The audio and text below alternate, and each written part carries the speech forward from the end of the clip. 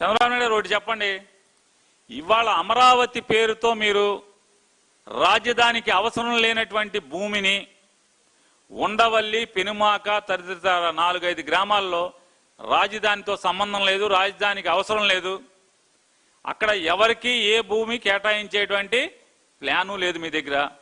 అయినా సరే ఆ 4 గ్రామాల్లో ఉన్నటువంటి రైతుల్ని మీరు విపరీతంగా దాడులు చేస్తున్నారు, దుర్మార్గాలు చేస్తున్నారు. అధికార మదంతో అధికారాన్ని అడ్డం పెట్టుకుని అధికారాన్ని వారి మీద ఉక్కుపాదం మోపుతూ పోలీసులను అడ్డం పెట్టుకుని మీరు అనేక దుర్మార్గాలు చేస్తున్నారు. ఆఖరికి ఇవాళ ఉండవల్లిలో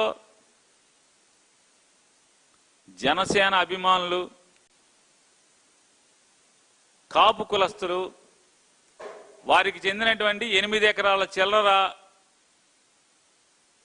ఎటువంటి ముందస్తు చర్యలు నోటీసులు కానీ చెప్పకుండా అర్ధరాత్రి సాయంత్రం 6న చీకట పడ్డాక 6:30-7ంటికి రివార్డు పాస్ చేశామని చెప్పి కాగితం తీసుకెళ్ళి గోడకు అతికిచ్చి పొద్దున్నే చీకటితో సూర్యుడు లెగంగానే ఒక 20-25 ప్రొక్లైన్లు, ఒక 200-300 మంది పోలీసులతో అక్కడ ఆ ఇంట్లో మొగదిక్కు లేనటువంటి ఆడ రైతుల్ని మీరు దుర్మార్గం చేస్తే, దాష్టికం చేస్తే, వాళ్ళ పొలాన్ని ధ్వంసం చేసి గుంజుకుని మీరు బలవంతంగా ఆక్రమిస్తే మీ టీవీలు చూపించవు,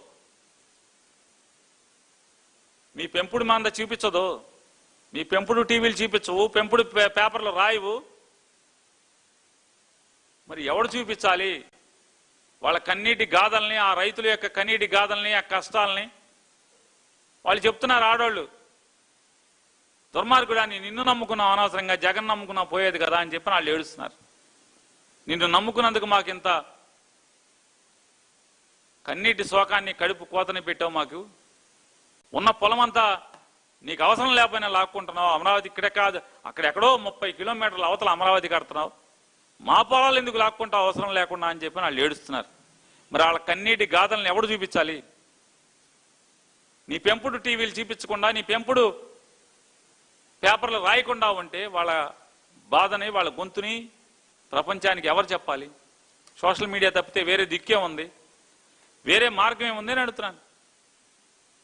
ఈ రాష్ట్రంలో ఇంకేం ప్రజల సమస్యలు లేవా? దాన్ని ఏం చర్చించరా మీరు? దాని గురించి ఏం చర్చించరా అని అడుగుతున్నాను.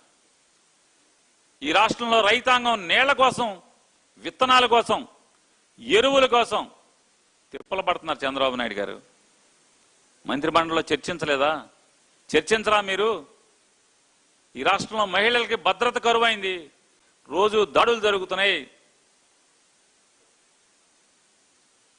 మానవ రూపంలో తిరుగుతున్నటువంటి మృగాలు చెరబడుతున్నారు, ప్రాణాలు కూడా నలిపేస్తున్నారు, ప్రాణాలను నులిమేస్తున్నారు. పట్టించుకోరా అని అడుగుతున్నాను. ఏం చేస్తారు? ఎంతసేపు వైసీపీని అణగడదొక్కడంలోనే పోలీసుని వాడతారా అని అడుగుతున్నాను. అసలు మీ క్యాబినెట్లో 2 ఏళ్లలో ప్రజాహితం కోసం ఒక్క నిర్ణయం అంటే ఒక్క నిర్ణయం జరిగిందా? ఎంతసేపు భూదేపుడి, భూపంజారం, ఆడికి భూమి, ఈడికి భూమి, ఇంకోటి భూమి, మామయ్యకి భూమి, అక్కయ్యకి భూమి, చెల్లికి భూమి, తోడల్లుడికి భూమి. జనం ఆస్తిని పంచిపెట్టమే కదా మీరు తీర్మానాలు చేసింది. ఏం జరిగింది అంటున్నాను. ఎవడికి ఒదిగింది? ఎవడికి ఒరిగింది? దమ్మిడి ఎవరికన్నా ఉపయోగం జరిగిందా? ఒక్కడికి ఉద్యోగం ఇచ్చారా మీరని అడుగుతున్నాను. ఒక్కడికి ఏమైనా ఉద్యోగ కల్పన చేశారా? సంవత్సరం జాబ్ క్యాలెండర్ లేకపోతే కాలర్ పట్టుకోండి అన్నాడు. అసలు మంగళగిరి వాళ్ళకి దొరకట్లా. ఇక మావులోడికి, నిరుద్యోగులకి, ఆళ్ళకి ఎక్కడ దొరుకుతాడు కాలర్ పట్టుకుంటాకి? ఓటేసిన మంగళగిరి వాళ్ళకి దొరకట్లా. ఆర్భాటంగా మొదటి నెలలో మాత్రం దర్బార్ అన్నారు. అంబికా దర్బార్ అగరబత్తి మొదటి నెల లోకేష్ చూశాడు, రెండో నెల రాజేష్ చూశాడు, మూడో రోజు సాంబశివరావు చూశాడు, మూడో నెల, ఇక 4వ నెల నుంచి తలుపులు మూసారు. మా ఓటేసిన మంగళగిరి వాళ్ళకే దిక్కు లేదు. ఇంక ఎవడొచ్చి నిరుద్యోగులు వచ్చి కాలర్ పట్టుకుంటారండి. ఎక్కడ పట్టుకుంటారు? చుట్టూ పోలీసులు ఉంటారు. ఎక్స్ ఆర్మీ వాళ్ళు ఒక 40 మందిను, మామూలు పోలీసులు ఒక 100 మంది లోకేష్ దగ్గరికి వెళ్ళాలంటే ఎవరిని పట్టుకుంటారు, ఎక్కడ పట్టుకుంటారు? అయితే విమానాల్లో లేకపోతే హెలికాప్టర్లో స్పెషల్ ఫ్లైట్లో ఫోటో ఉంది మళ్ళీ మామూలుగా ఎక్కడికి వెళ్తున్నాడు అసలు మామూలుగా బేభత్సం బ్రహ్మాండంగా ఉంది అసలు అది ఫ్లైట్లో సీటు ఫోటో పెట్టాడు ఆయన ఎక్కడో చూడండి ఒకసారి ఇలా మూసేలో పన్న చూపించండి ఒకసారి లోకేష్ గారి సరదాలు మామూలుగా ఆయన జల్సాలు చూద్దాం ఒకసారి. ఒక మంచి నిర్ణయం చేశారా అంటున్నా ఇప్పుడు దాకా? ప్రజల కోసం ఆలోచించరా? ప్రజాహితం కోసం ఆలోచన చేసి అసలు ఒక్క నిర్ణయం ఏమన్నా తీసుకున్నారా మీరు? క్యాబినెట్ అంటే కక్షలు కార్పణ్యాలు. ఈ ప్రభుత్వం దేనికయ్యా ఉందంటే వైఎస్ఆర్ కాంగ్రెస్ పార్టీ వాళ్ళని జైల్లో పెట్టడం, ఆడిని నలిపేయండి, ఈయన తొక్కేయండి, ఈయన చంపేయండి, మీ అహం ప్రదర్శించుకోవటం. తొక్కి నారదీస్తా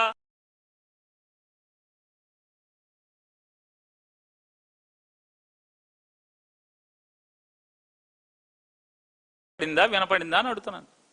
తప్పుడు కేసులు, కక్ష సాధింపులు ఏంటి అంటే ప్రజల గొంతు మీద కాకి యూనిఫాము లేదా కాకి లాఠీలు, కాకి బూట్లతో ప్రజల గొంతుని తొక్కి ఆ గొంతు పెగలకుండా చూడాలని చెప్పి చూడటం తప్పితే మీ ఆలోచన ఇంకేమైనా ఉందా అని అంటున్నాను. ఆర్టీసీని మెల్లగా సందట్లో సడేమియా అని చెప్పి ఆర్టీసీని అమ్మకానికి తలుపులు తెరుస్తున్నారు. ఆర్టీసీ వాళ్ళు రోడ్డు ఎక్కితే తంతారు, పోలీసులను వాడతారు.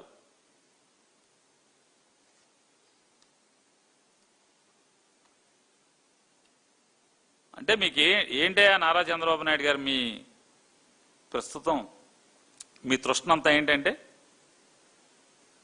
సోషల్ మీడియాలో బయట బజార్లో ఎట్లాగో తన్నిస్తున్నాం, కేసులు లోపల వేయిస్తున్నాం, అయినా యావడ ఆగట్లా. సోషల్ మీడియాలో కూడా కనపడకూడదు మీ వికృత చేష్టలు, లేదా మీ పరిపాలన ఉన్నటువంటి తప్పులు, దోపిడీలు, మీ ఎమ్మెల్యేలు చేస్తున్నటువంటి తప్పుడు పనులు, మీరు చేస్తున్నటువంటి దుర్మార్గమైనటువంటి పనులు, ప్రజా వ్యతిరేక నిర్ణయాలు ప్రజలకు కనపడకూడదు.